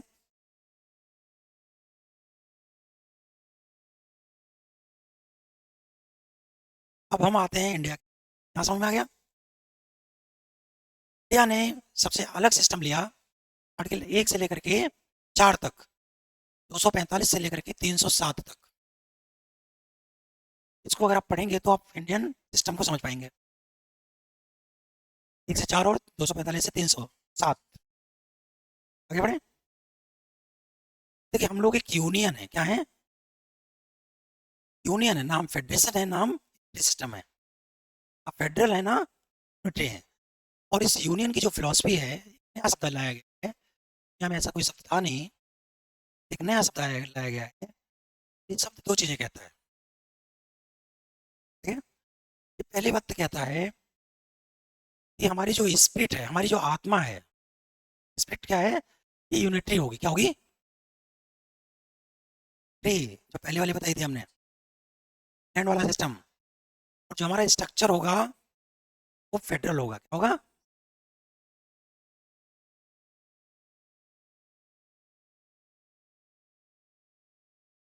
दोनों को जोड़ दिया हमने, दोनों को जोड़ दिया। कैसे जोड़ा मैं बता रहा हूँ आपको। आत्मा क्या है? एकात्मक है, क्योंकि एकात्मक आत्मा हमने इसलिए कहा कि यूनिटी और इंटीग्रिटी हमारे प्रेमबल में शामिल है, ठीक है?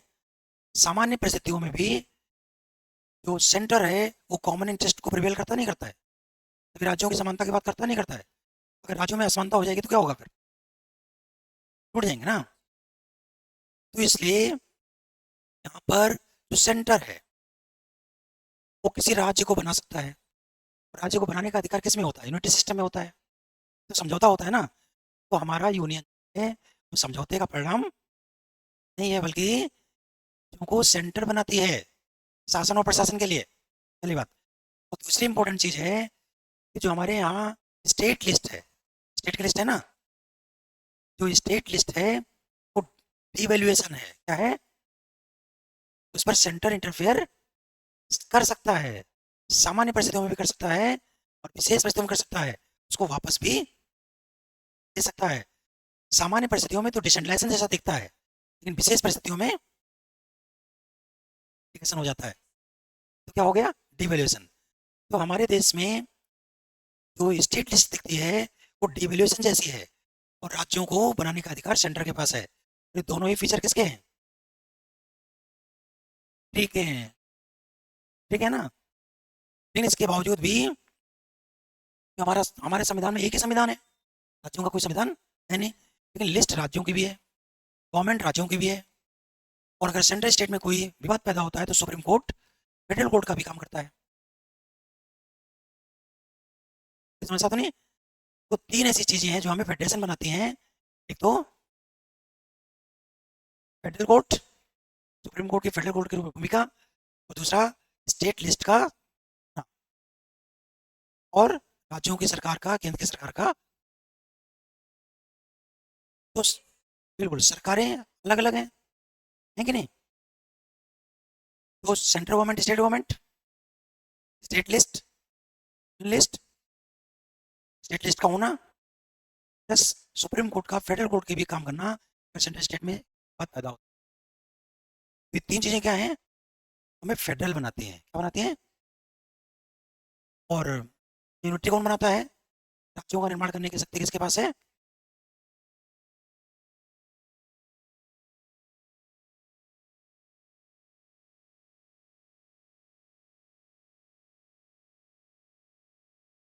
नहीं, वहाँ बिल्कुल सिस्टम अलग है।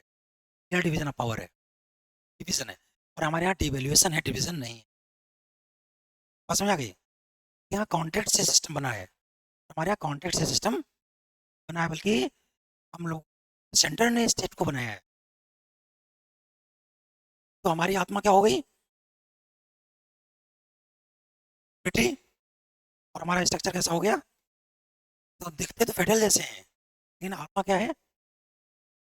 बेटी है। तो हमारी एक नई फिलोसफी का नाम क्या है? यूनियन। तो यूनियन फेडरेशन से अलग कैसे, समझ में आ गई बात? और यूनियन यूनिटी सिस्टम से अलग कैसे, समझ में आ गई बात? तो हमारी एक अलग फिलोसफी, इसका नाम है यूनियन। और इसी यूनियन को ध्यान में रख करके आर्टिकल 1 से 4 के बीच में जो पावर है, किसी राज्य को बनाने का, नाम बदलने का, सारा किसको दिया गया? राज्य को दिया गया।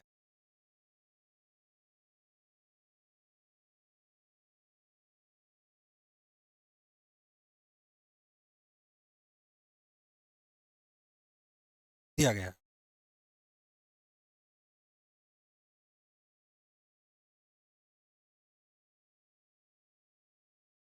कोई समस्या तो नहीं? अजय सर कहाँ पर हैं अभी? तो एक काम करो ना, आप चले जाओ, क्लास में हो ना सर? और स्वाति जी बैठी होंगी ना, आप आ जाओ, क्लास में आ जाओ। हाँ बोल। प्रियदर्शनी, उस दिन आए थे ना आप? पिंक बूथ जो है ना, उसके बगल में है। हाँ हाँ, मैडम से बोलना, वो ले आएंगे आपको। पीछे समझ में आ गया आपको? फेडरल सिस्टम समझ में आ गया? तो क्या है? यूनियन है, फेडरल है ना, लोग यूनिटी में है ना, ये इसी चला ले।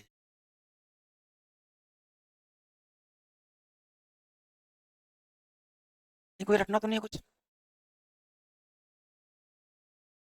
ये पढ़ाया ही नहीं आपको हमने, पढ़ाया नहीं।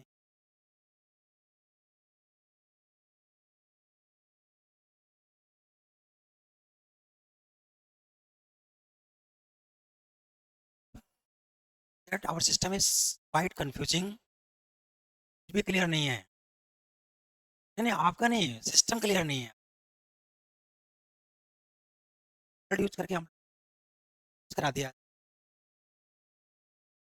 है। कहाँ से स्प्लिट शुरू होता है, कहाँ से स्ट्रक्चर शुरू हो जाता है, कहाँ स्ट्रक्चर खत्म होता है, कहाँ से स्प्लिट शुरू हो जाती है।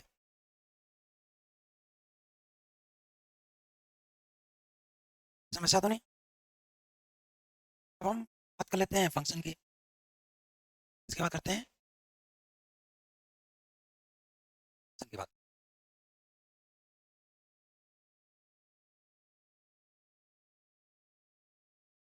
फंक्शन की बात, अरे सरकार का नेचर क्या है, कैसे बनी हुई, इसकी बात करें, इसकी बात करें। बेसिकली दिस इज गवर्नमेंट कैसे बनी है।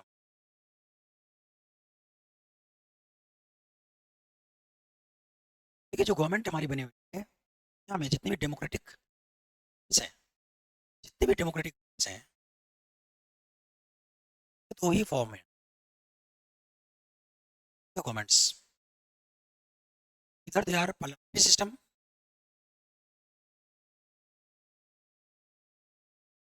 और प्रेसिडेंशियल सिस्टम।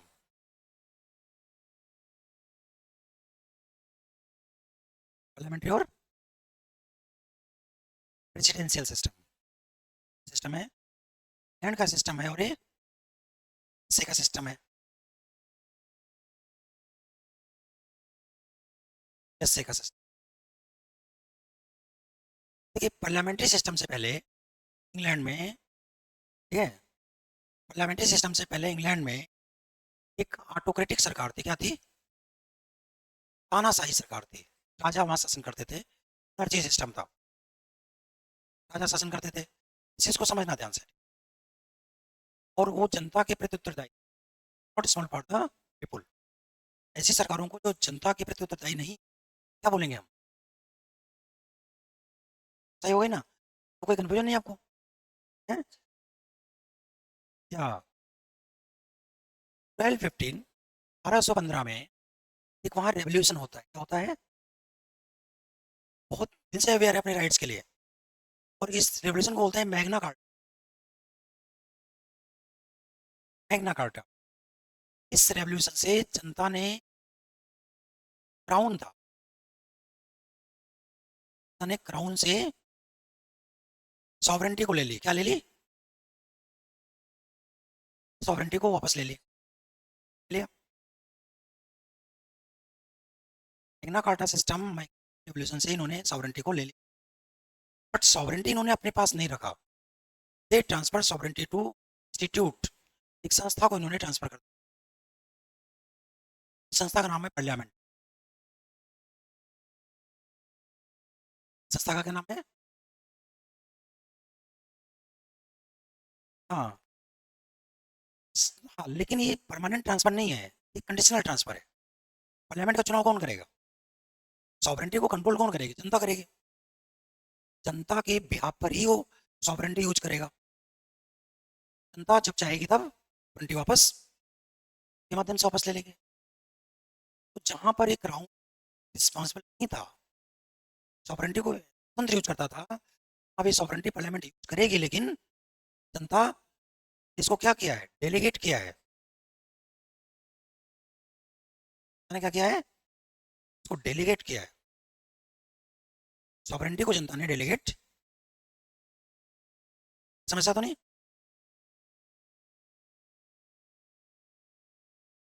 अरे भाई, जनता के अब जनता में तो सिस्टम कैसे बनेगा? सरकार कैसे बनेगी?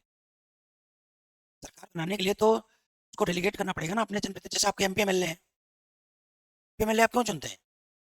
वो आपके लिए जिम्मेदार है कि नहीं है? तो चाहोगे हटा दोगे उनको आप? ये तो उनका पार्लियामेंट है ना। तो इन्होंने पावर को ट्रांसफर कर दिया। आ जाइए सर। सर, ये आए नहीं। बैठिए सर।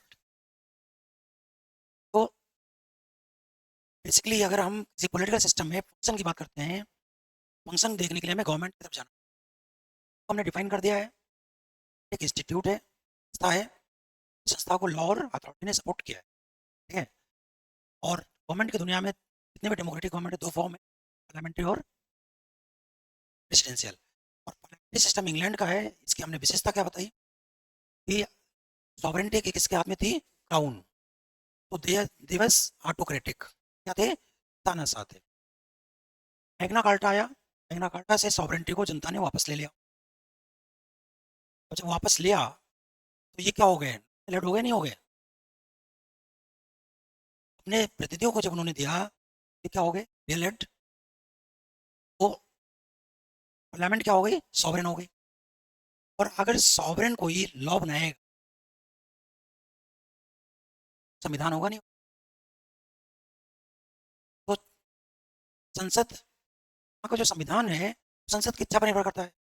मैक्सिमम फ्लेक्सिबल संविधान क्या होगा? फ्लेक्सिबल होगा। वहां पर लिखने की जरूरत ही नहीं है, संसद की इच्छा ही संविधान है वहां पर। जब चाहे तब चेंज कर दे, क्योंकि जनता ने सॉवरेंटी को ट्रांसफर कर दिया है ना। और सॉवरेन जो बनाएगा वो क्या है? संविधान हो गया। अच्छा, अब संसद ने क्या किया? संसद ने अपने में से कुछ लोगों को लिया पॉलिसी बनाने के लिए।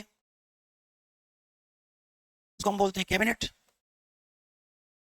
तो cabinet is the part of parliament. और कैबिनेट का एक हेड हो गया पीएम, प्राइम मिनिस्टर। जैसे कैबिनेट में फर्स्ट अमंग इक्वल का सिद्धांत आता है, समकक्षों में प्रथम, फर्स्ट अमंग इक्वल्स। कैबिनेट के सभी लोग बराबर है, बट प्रधानमंत्री उसमें से फर्स्ट है। तो पीएम भी कैबिनेट का ही पार्ट है और कैबिनेट जैसा ही है। ठीक है। ये लोग क्या करते हैं? पॉलिसी फॉर्मुलेशन करते हैं, नीति बनाते हैं। कानून कौन बनाता है? पार्लियामेंट बनाती है। तो पार्लियामेंट्री सिस्टम की आप जब स्टडी करते हैं, यहाँ दो तीन चीजें देखना पड़ेगा। एक तो देखना पड़ेगा कि वो पावर सेंटर है, एक नॉमिनल, एक रियल। क्राउन क्या हो गया? क्रिमिनल। क्राउन भी एक संस्था थी, उस संस्था से पावर लेकर के किसको दे दिया गया? जब मैं कॉन्स्टिट्यूशनल डेवलपमेंट पढ़ाऊंगा तो बताऊंगा कि क्राउन का जो पावर था वो कौन यूज करता था, ठीक है, किसके सलाह से क्राउन पावर यूज करता था उसको, ठीक है। लेकिन पार्लियामेंट के पास जब आया तो पार्लियामेंट सॉवरेन हो गई और पार्लियामेंट लॉज बनाने लग गई, और वो चूंकि सॉवरेन थी तो जो लॉज बनाएगी वो क्या होगा? कॉन्स्टिट्यूशन होगा। तो पार्लियामेंट्री सिस्टम में कॉन्स्टिट्यूशन फ्लेक्सिबल होता है। हाँ, रियल पावर और नॉमिनल पावर सेंटर होते हैं। क्राउन को उन्होंने खत्म क्यों नहीं किया? Because crown was the symbol of, crown is the symbol of nationalism and nation and state. Crown जो था राष्ट्र और राज्य का एक सिंबल है, तो क्यों खत्म करेंगे वो? ठीक है, तो क्राउन अभी भी वहां बना हुआ है, ठीक है। और ये क्या है? हेरिडिटरी जेनेटिकल है, ये वंशानुगत है, ये रिपब्लिक नहीं है, ठीक है। बट इन्होंने लोकतंत्र बना दिया इसमें। अल्टीमेट पावर जनता के हाथ में है, सॉवरेंटी जनता के हाथ में है, but transfer to parliament by the election. यहाँ पार्लियामेंट सॉवरेन हो गई, cabinet is the part of parliament, so they are responsible to parliament and parliament is responsible to people. This is responsible government also। क्या है? Responsible सरकार है, समझ। लेकिन यहाँ एक प्रॉब्लम आ रही है। प्रॉब्लम ये आ रही है, ये भी एक इंस्टीट्यूट था और ये भी एक इंस्टीट्यूट था। 5 साल तक चुनाव जाती है, अगर ये तानाशाह बनना चाहे तो 10 साल बन सकते हैं, बन सकते हैं। इसकी सबसे बड़ी प्रॉब्लम यह है कि आपने क्या किया, पावर को एक संस्था से उठा करके दूसरी संस्था को ट्रांसफर कर दिया, थोड़े बहुत मॉडिफिकेशन के साथ। अगर पार्लियामेंट तानाशाह बनना चाहे तो बन सकती है, बिकॉज चुनाव तो 5 साल बाद ही होगा। तानाशाह बन सकते हैं राइट्स को, क्योंकि यहाँ के जो कोर्ट हैं, यहाँ जो कोर्ट है, कोर्ट क्या करता है? नेचुरल लॉज को प्रोटेक्ट नहीं करता, केवल प्रमोट करता है। यानी पार्लियामेंट को सुपरसेड नहीं करेगा वो। संसद ने कोई कानून बनाया, वो कानून अच्छा है या बुरा है उसका रिव्यू नहीं करेगा वो। जुडिशियल रिव्यू और जुडिशियल एक्टिव्स में 2 शब्द यूज करूंगा ये सिस्टम बताते हुए, प्रेसिडेंशियल सिस्टम। रिव्यू का मतलब होता है कि अगर संविधान के खिलाफ कोई कानून, उसका रिव्यू कोर्ट करना, अगर वो उसके अगेंस्ट है तो उसको नील कर देना, नील राइट। पॉलिसी अगर कैबिनेट की संविधान के खिलाफ है, के खिलाफ है, तो उसको नल एंड वाइट। ये तो, और अगर पॉलिसी या लॉज बनाने के लिए कहे कि जनता के लिए है, के लिए एक्टिज्म, रिव्यू और एक्टिज्म में होता है, रिव्यू हमेशा नेगेटिव होता है, इसमें हमेशा एक्शन होता है, आदेश होता है। मैं आगे बताऊंगा सिस्टम में। पार्लियामेंट्री सिस्टम तो में आ गया, बट पार्लियामेंट्री सिस्टम की सबसे बड़ी प्रॉब्लम है कि पावर सेंट्रलाइज हो रहा है। एक जगह से आपने पावर लेकर के दूसरी जगह आपने दे, हाँ, अमेरिका वालों ने कहा कि हम ये सिस्टम यूज नहीं करेंगे, एक अपना अलग सिस्टम बनाया, और उनका सिस्टम कहा देखिए यहाँ पर जनता ने अपनी सॉवरेंटी को ट्रांसफर कर दिया, किसको? कॉन्स्टिट्यूशन को। किसको कर दिया? तो प्रेसिडेंशियल सिस्टम में सॉवरेन कौन होता है? कॉन्स्टिट्यूशन होता है। जनता ही चाहे चेंज करेगी, बाकी कोई चेंज, बहुत डिफिकल्ट होता है चेंज करना संविधान को प्रेसिडेंशियल सिस्टम में। जनता के बिना चाह के एक रेफरेंडम कराना पड़ता है, तो जब चाहे तब चेंज कर दे, रेफरेंडम कराना पड़ता है संविधान को चेंज करने के लिए। अब कॉन्स्टिट्यूशन हो गया ये। इसके बाद कॉन्स्टिट्यूशन ने क्या किया? कॉन्स्टिट्यूशन ने पावर को सेपरेट कर दिया। क्या कर दिया? सेपरेशन। देखिए, 2 वर्ड यूज किया, डिवीजन और सेपरेशन। डिवीजन तो किसके बीच में था? स्टेट्स और फेडरेशन के बीच में था, करेक्ट हुआ था जहाँ डिवीजन हुआ था। और यहाँ क्या हुआ? सेपरेशन। सेपरेशन करके उसने 3 संस्थाएं बनाई। एक संस्था बनाई लेजिस्लेचर, दूसरा एग्जीक्यूटिव, तीसरा जुडिशरी। सेपरेट कर दिया। पार्लियामेंट्री सिस्टम में जो पावर, कैबिनेट भी तो उसी का पार्ट था, जुडिशरी का कोई इंपॉर्टेंस नहीं वहां पर। तो आपने क्या किया? जुडिशियल पावर, एग्जीक्यूटिव पावर और लेजिस्लेटिव पावर तीनों एक साथ आ गए, सेपरेट कर दिया। मैंने कहा कि चेक एंड बैलेंस सेपरेशन के शर्त के साथ किया, चेक एंड बैलेंस के साथ किया, इसके साथ किया चेक एंड बैलेंस। समझे इसको क्या होता है? बैलेंस का मतलब है कि वहां पर क्या था, पार्लियामेंट के 800 लोग, कैबिनेट के 20 लोग, 25 लोग, तो सबसे ऊपर कौन हो गई? पार्लियामेंट। पार्लियामेंट किसको हटा सकती है? एग्जीक्यूटिव को हटा सकती है। पार्लियामेंट जुडिशरी को भी सुपरसेड कर सकती है। तो सबसे ज़्यादा इंपॉर्टेंस किसको दिया गया? लेजिस्लेचर को दिया गया। फिर किसको दिया गया? एग्जीक्यूटिव को दिया गया। फिर किसको दिया गया? जुडिशरी को दिया गया। यहाँ पर कोई बैलेंस नहीं था। ठीक है, ये कहा कि हम बैलेंस करते हैं और तीनों ही ऑर्गन्स समान महत्व के हैं, तीनों का फंक्शन समान महत्व का है, इसमें कोई भी कम और ज्यादा नहीं है। बैलेंस समझ आ गया बात? पावर को बैलेंस किया, तीनों में कुछ कम या ज्यादा महत्व का ना है, सारे ही महत्व के हैं। कानून बनाएगा, ये पॉलिसी बनाएगा, ये न्याय करेगा।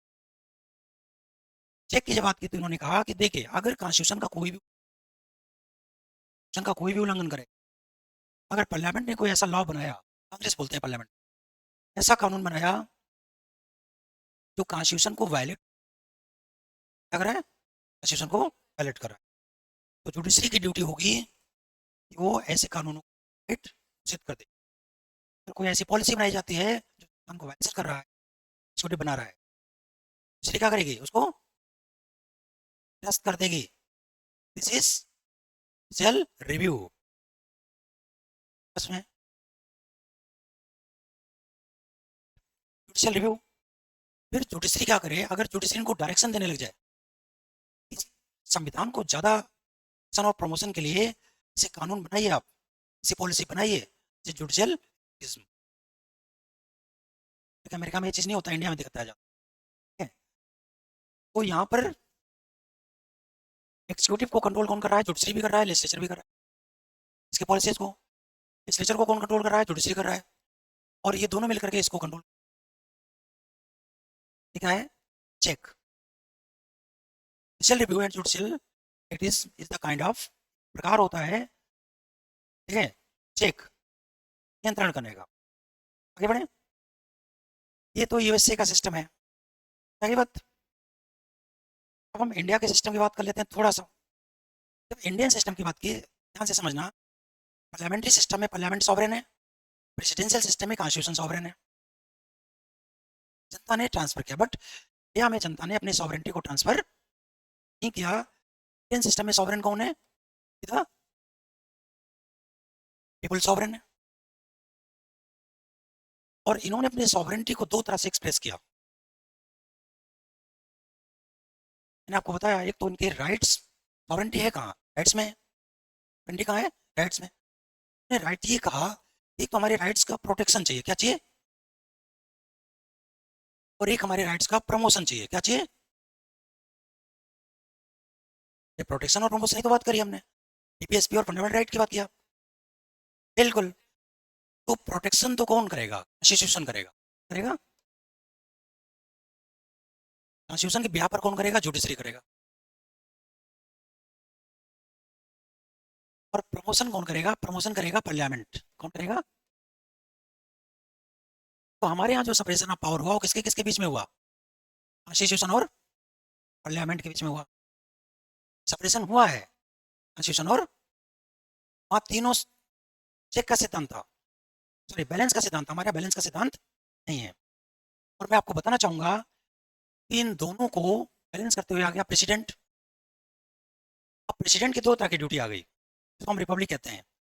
एक तो आर्टिकल 74 में वो कैबिनेट की सलाह से काम करेगा, और एक आर्टिकल 143 की आर्टिकल में इसकी सलाह से काम करेगा, संविधान की सलाह से। और संविधान की सलाह कौन देगा? श्री देगा। ठीक है, लेकिन ध्यान दीजिए, जब हम इसको माइक्रो रूप से देखते हैं सिस्टम को, ये क्या है? ये प्रमोशन है। डीपीएसपी नीतियां बनाएगा, directive principle of state policy, DPSP. ये क्या है? प्रमोशन है, जिसको हम फंडामेंटल राइट कहते हैं। क्लियर हो गया? अब आप ध्यान दीजिए कि जो हमारा प्रेसिडेंट है, इसकी ड्यूल क्या है? हाँ, तो राजा क्या था? नाम मात्र का था। यहाँ राष्ट्रपति नाम मात्र का नहीं है, क्योंकि यहाँ पर कॉन्स्टिट्यूशन का मैटर आएगा। यहाँ पर वो कैबिनेट और पार्लियामेंट को, इट मीन्स दैट रिव्यू हो जाएगा। यहाँ रिव्यू भी होता है, इसमें भी होता है लिमिटेड। लेकिन क्या कहा गया?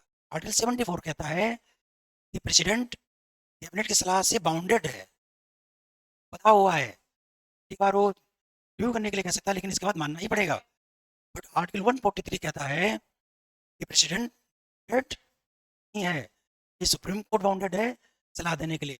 It means that the separation of power are still inclined toward parliamentary system,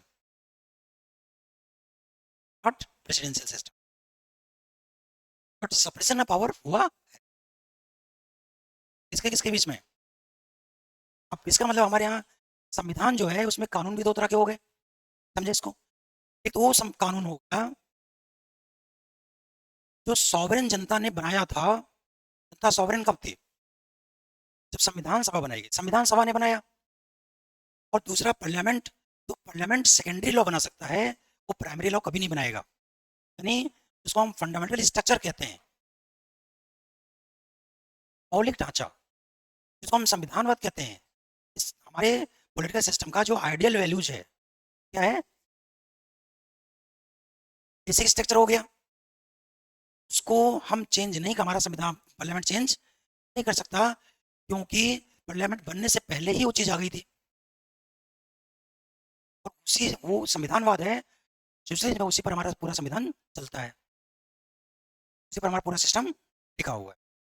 आगे बात, लेकिन पार्लियामेंट संविधान में वहां संशोधन कर सकती है जो पार्लियामेंट की लॉ पार्लियामेंट ने खुद बनाया है। तो संविधान के दो पार्ट हो गए, बेसिक स्ट्रक्चर और पार्लियामेंट्री लॉ। बेसिक स्ट्रक्चर को जैसे ही पार्लियामेंट चेंज करने जाएगी तैसे क्या करेगी? क्यों भी करेगी और भी करेगी, एक्टिज्म भी करेगी। लेकिन जो शुद्ध पार्लियामेंट्री लॉज हैं, पॉलिसी का मैटर है, और सुप्रीम कोर्ट करेगा। सारे एक्ट को नहीं कर सकते बिकॉज हम पार्लियामेंट्री सिस्टम भी, तो पार्लियामेंट का जुडिक्शन अलग है और कोर्ट जुडिक्शन अलग है। और ड्यूल पर्सनालिटी के साथ हमारा आता है प्रेसिडेंट। ब्रिटिश और यूएस सिस्टम से इंडियन सिस्टम अलग हो गया, नहीं हो गया? थोड़ा सा इसको समझें टेस्ट में। मैंने आपको बताया कि देखिए आर्टिकल 5 से लेकर 11 तक सिटीजन कौन होंगे, और 12 से लेकर के 35 तक ये प्रोटेक्शन हो गया राइट्स का, तो एफआर कहते हैं। और 36 से लेकर के 51 तक आ गया, प्रमोशन हो गया राइट्स का, इसको डीपीएस भी कहते हैं। ठीक है, 1 से 4 हो गया हमारा फेडरल सिस्टम, इंडियन सिस्टम। 245 से 107 तक हो गया उसके रिलेशन फेडरल सिस्टम के। फिर आप देखिए 52 से लेकर, ठीक है, 151 तक आपका आ गया सेंट्रल गवर्नमेंट। इसके स्ट्रक्चर कैसा होगा? ठीक है भाई, लेजिस्लेटिव कैसा होगा, एग्जीक्यूटिव कैसा होगा, जुडिशियल कैसा होगा, ठीक है, प्रेसिडेंट उसकी जो इंस्टीट्यूट उसकी स्टडी करेंगे। 152 से लेकर के 236 तक स्टेट गवर्नमेंट, इसका स्ट्रक्चर कैसा होगा है? फिर हमारे देश में कुछ विशेष परिस्थितियों के लिए विशेष क्षेत्र बनाए गए हैं, ठीक है, जैसे हम यूटी कहते हैं, ठीक है, और एस सी जो एस टी एरिया है, ठीक है, लोकल गवर्नमेंट है, ठीक है, तो ये आ गया 38 से लेकर 37 से लेकर 242 तक। 243 में फिर लोकल गवर्नमेंट आ गए, तो हम लोकल गवर्नमेंट है या लोकल सेल्फ गवर्नमेंट है, ये कैसे पता करोगे आप? स्टडी करेंगे। 244 आ गया हमारा स्पेशल एरिया, ठीक है, travel area, special cultural area आ गया। तो ये तीनों विशेष क्षेत्र हैं, इसकी स्टडी भी आप करेंगे। 245 से 307 आ गए। इसके बाद फिर 308 से लेकर के 323 तक आ गया प्रशासन, सेंट्रल स्टेट के प्रशासन कैसे चलेंगे, भर्ती कैसे होगी, सर्विस क्लासिफिकेशन कैसे होगा। फिर सिस्टम है 324 से 329 तक हमारा इलेक्शन सिस्टम आ गया। सेंट्रल स्टेट की गवर्नमेंट कैसे बनेगी, शासन कैसे आएगा, गवर्नमेंट कैसे बनेगी। फिर यहाँ से हटो, ये तो स्टेट वाली बात थी, नेशन बनाने की बात आती है। नेशन के सामने सबसे बड़ी चुनौती क्या है? इनजस्टिस, डिसेबेशन। तो फिर आरक्षण की बात आ जाएगी। 330 से 342 तक क्या जाएगा? रिजर्वेशन, किसको दिया जाए, कैसे दिया जाए, कैसे प्रोटेक्ट किया जाए, ठीक है, जस्टिस की बात आ जाती है, जो वीकर सेक्शन है। फिर दूसरी हमारी सबसे बड़ी समस्या है लैंग्वेज, 343 से, ठीक है, 351 तक लैंग्वेज की समस्या को सॉल्व किया गया है, कैसे किया जाए। ठीक है, अगली समस्या है कि अगर विशेष परिस्थिति पैदा हो जाए तो क्या किया जाए? हाँ, नेशन और स्टेट खतरे में आ जाए, इसके लिए 352 से 360 तक आ गया। और इसके अलावा फिर आप देखिए 361 से 371 तक विशेष प्रोविजन है, इसमें कॉन्स्टिट्यूशनल अमेंडमेंट 368। बस ये है विधान आपका। क्या पढ़ रहे हैं आप? हैं? नहीं, अभी तो हमने खाली एक आउटलाइन बताई आपको, है नहीं। लेकिन संविधान समझना पढ़ना तब आसान होता है, बेसिक चीज़ों को समझेंगे। समझाया आपको। आपको नेशन नहीं पता, आपको स्टेट नहीं पता, सॉवरेंटी नहीं पता है, रिपब्लिक सिस्टम नहीं पता है, फेडरल सिस्टम नहीं पता है, तो उस संविधान को पढ़ना वैसे जैसे कि पढ़ा था आपने भी, ये पढ़ा होगा, पढ़ा जैसे भी है, बट पढ़ा था ना आपने।